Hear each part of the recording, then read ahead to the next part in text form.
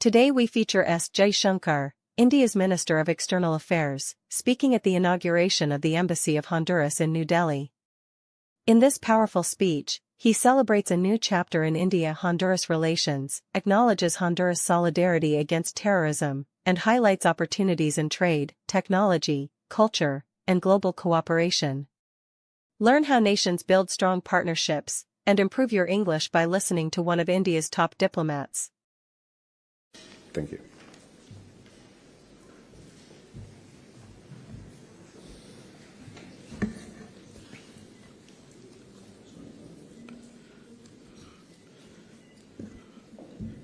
Your Excellency, Ambassador Eduardo Enrique Reina Garcia, Minister of Foreign Affairs and International Cooperation of the Republic of Honduras, Excellencies, distinguished guests, ladies and gentlemen, very good afternoon to all of you.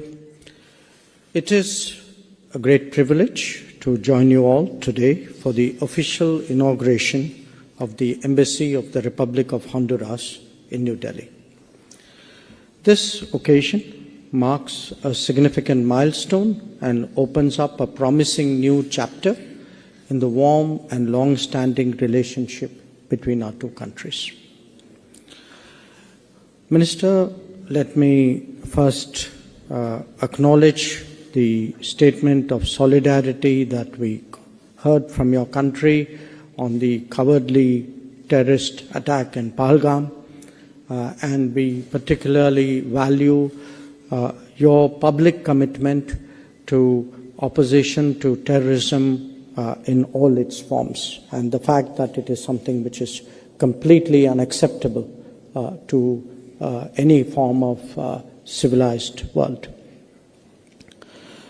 We very much appreciate your support and solidarity as we battle terrorism today in our region.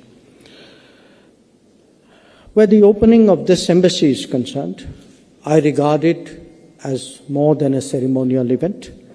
It is a testament to the shared vision and mutual commitment of our two nations to deepen our bilateral ties, to fortify our institutional linkages, and to expand the frontiers of our cooperation.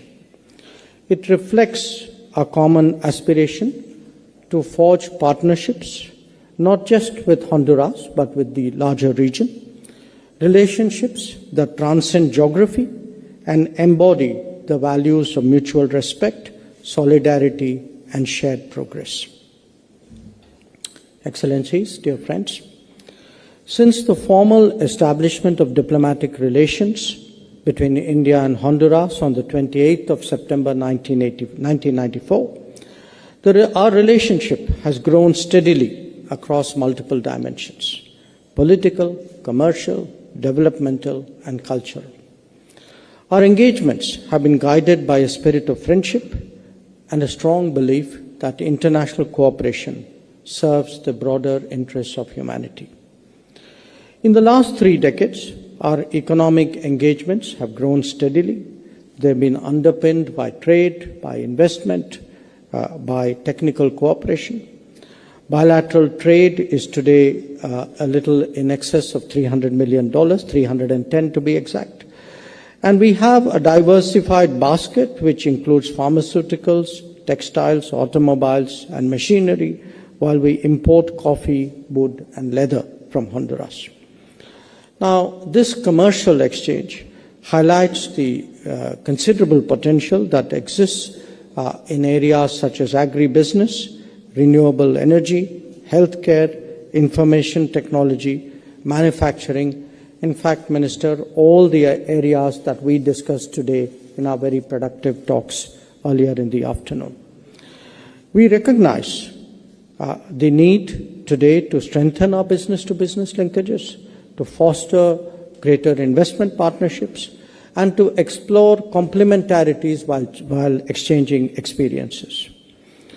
Where Indian companies are concerned, I do want to recognize that they have a particular interest in renewable energy and IT-enabled service sectors.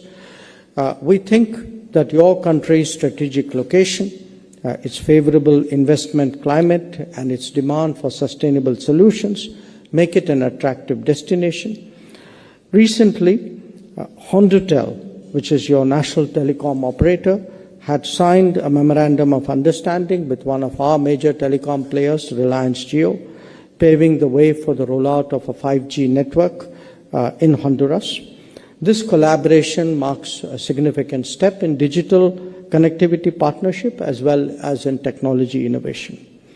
I'm very confident that the opening of the Embassy of Honduras in New Delhi will go a long way to facilitate trade promotion, will encourage business people to use the embassy as a hub for matchmaking, that it will provide institutional support to undertake greater initiative activities and engagements.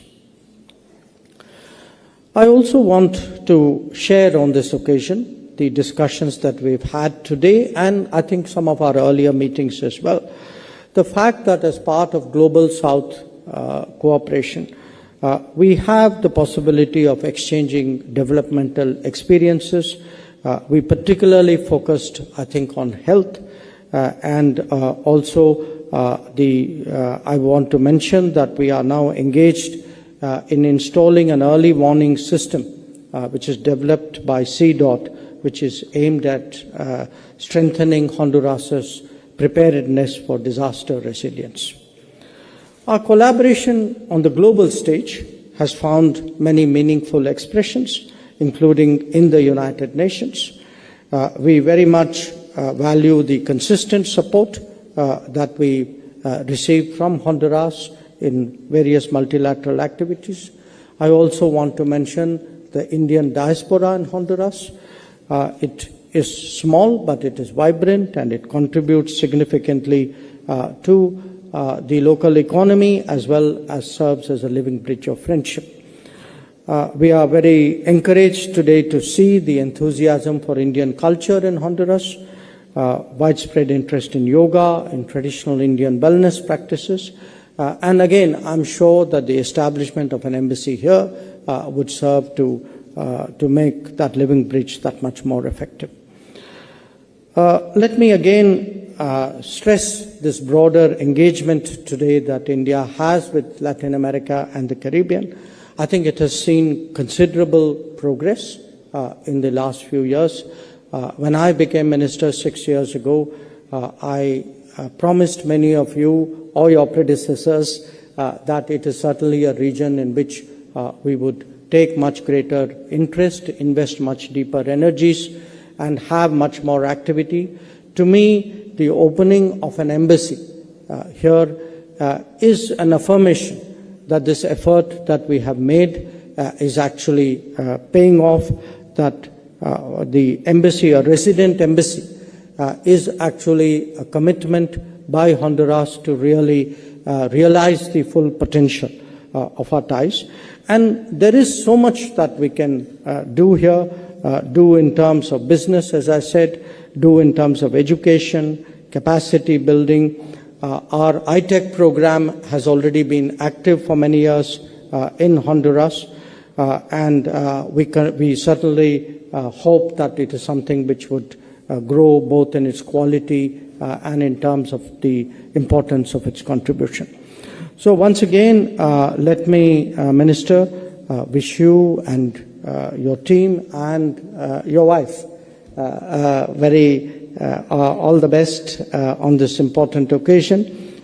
We really appreciate the opening of a resident mission.